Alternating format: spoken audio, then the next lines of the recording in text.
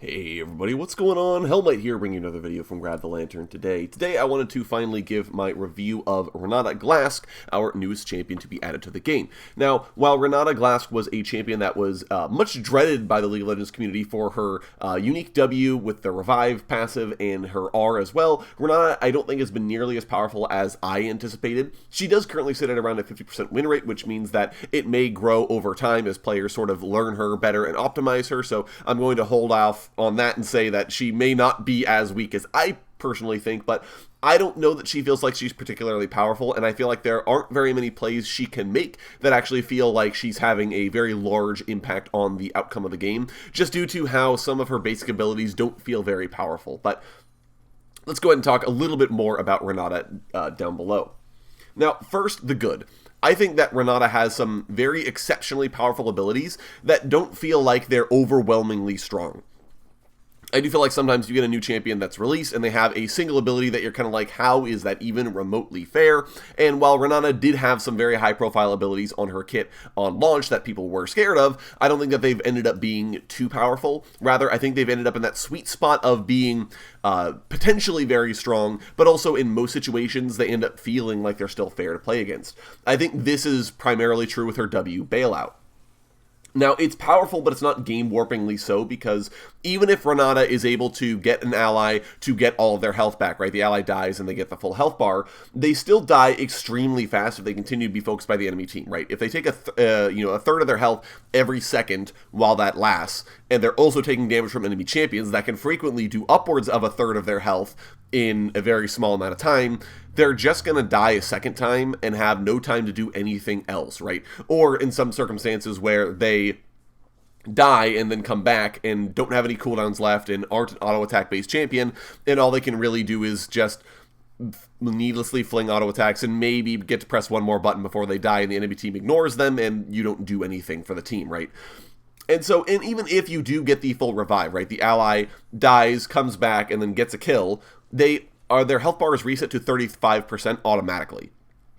And that's not a lot of health, because that still means that an enemy can kill them extremely quickly, and it means that even if you have a frontliner who you press W on and then they go in and they finish off a kill, they're probably still going to die right afterwards because they just won't have enough health or enough defensive abilities left in order to actually continue to fight and basically get the full revive off, right? It generally doesn't happen that way. So in most scenarios, Bailout just gives an ally an extra spell or two and potentially tipping the tides of a fight because of it, but usually they're going to fail to actually come back to life freely and permanently. So in this regard, it feels like a much weaker version of an Akshan Revive or Zilean's Chrono Shift, right? Where those abilities permanently revive an ally. Zilean Chrono Shift gives them the moment of invincibility. While they revive, they come back with a lot more health than you do with Renata. So even though you can't do anything while you're reviving from Zilean Ultimate, that is better for actually keeping the ally alive versus Bailout, which is more of a do whatever you possibly can before you inevitably expire. I'm not expecting you to actually survive, but if you do, okay, great. That's nice. Realistically, Bailout to me feels very similar to Lulu E, where you can use it offensively or defensively, either Wing an ally as your team picks a fight so they can benefit from the ramping steroid. Remember, a lot of the value is backloaded on this ability, or using it defensively as your allies get dove by somebody. You can pop a W on the champion that they're focusing in order to potentially give them the ability to actually get their value off before they die, right? That, I think, is the most important part of the ability, and that's why I kind of like it. And meanwhile, Hostile Takeover, Renata's R, is, I think, the strongest part of her kit, which it's her ultimate ability, so you would kind of expect that. But I think it's a really, really powerful ability and a really fun ability because of the type of disruption Hostile Takeover provides is so different from any other ability that provides disruption, right? If you think about things like stuns or knockbacks or slows or roots or whatever, usually champions are standing still, but that still means that if you root somebody when they're directly next to you, they don't have that far to go to chase you down after the root wears off. Hostile Takeover, though, just provides so much disruption because enemy champions just start moving randomly. Because they start going and picking fights with each other. And that can be almost more impactful or more disruptive than just a regular crowd control effect that holds them in place, because they start moving all over the place, and that means that they're maybe moving away from the people they were focusing. They're maybe going and targeting people that they may not have wanted. If they pressed an auto attack reset before they got taunted, or before they got berserked, they're going to use that on their allies. And that ends up just making it a very powerful, in fact, I even remember ulting an enemy champion that was trying to focus me, and he leaves me to go fight my AD carry who's at full health, which is just hilarious, right? Like, that's the kind of thing that is extremely disruptive and extremely powerful, and there are a lot of use cases in which hostile takeover is very strong. Now, I don't think that it necessarily is very good just using it like as initiation, but again, if you have an ally set you up, right, an ally dives in and starts a fight, or the enemy team starts a fight with you, then you can kind of channel hostile takeover because they don't have a lot of opportunity to react to Renata's lengthy cast animation on this ability, or be able to get out of the way at that point, and then you can guarantee the berserk. And even though it doesn't last very long, if they've got a lot of champions on the team that have that are building AD, they are absolutely going to have some melted health bars. It's really funny watching, because they don't need attack speed, right? If you have a champion that's built full AD, Berserk gives them attack speed, and all of a sudden they're wailing on their allies and doing just an absolute ton of damage, and it's really, really funny to watch, and you can actually do a sizable amount of damage if you're hitting multiple champions with this ability. So I do think it's very strong, and it's one of the most fun parts of Renata's kit. Now on to the bad. I think the biggest problem I have with Renata is that her basic abilities aren't nearly as powerful as you would expect from their descriptions, and they end up being a little lackluster, in my opinion. I think the most important part of this is Handshake, Renata's Q. It's so exceptionally slow and telegraphed that it's an extremely difficult ability to land at the best of times, and it's theoretically powerful if it hits, but even the toss you get afterwards, where you can choose a direction to throw an enemy champion, it isn't very far, which limits the ability for Renata to then get value off the stun if she hits a champion. You could theoretically grab a minion and throw it at somebody, but again, the toss distance is just so short that that's just really doesn't happen.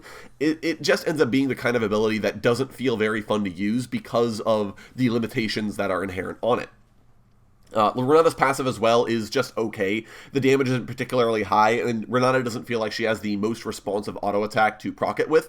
And this then becomes doubly problematic given that Renata doesn't have the ability to apply the mark as often as her ally is ready to proc it. And I do wonder if this would have made more sense as a ability with a cooldown, where every couple of seconds your next auto attack applies a mark that can do a higher burst of damage then, which is more appreciable than having to basically compensate for the fact that Renata could build attack speed and constantly apply the mark, and then have an ally constantly proc the mark, and then turn it into basically just a DPS up. I feel like that really limited the ability for this ability to feel satisfying, and instead it's just kind of there. You can use it, it's okay, but I wasn't particularly impressed. And then finally, Renata's E, Loyalty Program. The damage is mediocre at best, and while the shield is decently chunky, it's nothing to really call home about. I do feel like it's in a similar vein to Piercing Darkness, where you kind of want to line this up where you're firing it through multiple allies or through multiple enemies to make sure you have the maximum of the damage and slow and shields on all your friends, right? Sort of like how Senna synergizes really well with teams that want to run down the enemy composition, because that way she's constantly shooting her friends, which is hitting her allies then as well. But Loyalty Program's range is so short that that kind of a play means Renata is danger close to the action, which is never where she really wants to be. And it also just lacks the general overall utility of Piercing Darkness. It feels like Piercing Darkness heals for way, way more than Loyalty Program shields, and that's kind of never what you want to see, right? Usually shields need to be bigger than heals because shields are temporary, heals are not, but that doesn't end up being the case, so it just feels like a discount knockoff Piercing Darkness than it feels like a powerful ability in its own right. It doesn't feel good for poking, it doesn't feel good for shielding. It's like, again, it's like Nami W, where it's a very inefficient ability unless you're getting multiple champions with one cast. But even in that situation, it's worse than a Nami W because it still doesn't heal, right? So even though it's like Renata's sort of bread and butter ability, it doesn't end up doing as much as I really would have wanted it to do, especially given its fairly lengthy cooldown on it as well.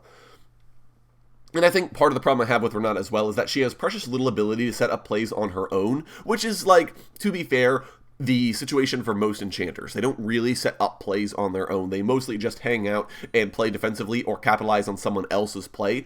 But it means that she really just kind of gets to sit around and wait for someone to do something. And it means that if Renata's team is behind, there's really nothing that she can do other than throw her utility out and hope that it somehow is enough. And in most circumstances, it's not, unless she has her ultimate off cooldown. So she just doesn't end up feeling that interesting or exciting to me, because even though she has the ability to make really big plays, because you're stuck with your basic abilities, your unsatisfying basic abilities most of the time, you just kind of end up not doing very much. And now, to be fair to Renata, I do think she's the kind of champion that a lot of people will learn to play in time and will get much stronger over time, but at the moment I don't really feel like she's in the kind of state where she does a significant amount for her team, and I really do feel like she's just not in that good of a spot. But you guys will have to let me know what your opinion of Renata Glasc is down in the comments section below. Would love to hear your guys' thoughts, what you're building on her, how you're playing her, and in general, if you've been having success on her, I'd love to hear what you guys think. If you enjoyed the video today, go ahead and leave it a like, and if you really enjoyed the video, consider subscribing. I upload a video every Monday, Friday, and on patch days as well. Once again, thank you guys so very much for watching. I do appreciate it, and I'll talk to you all later.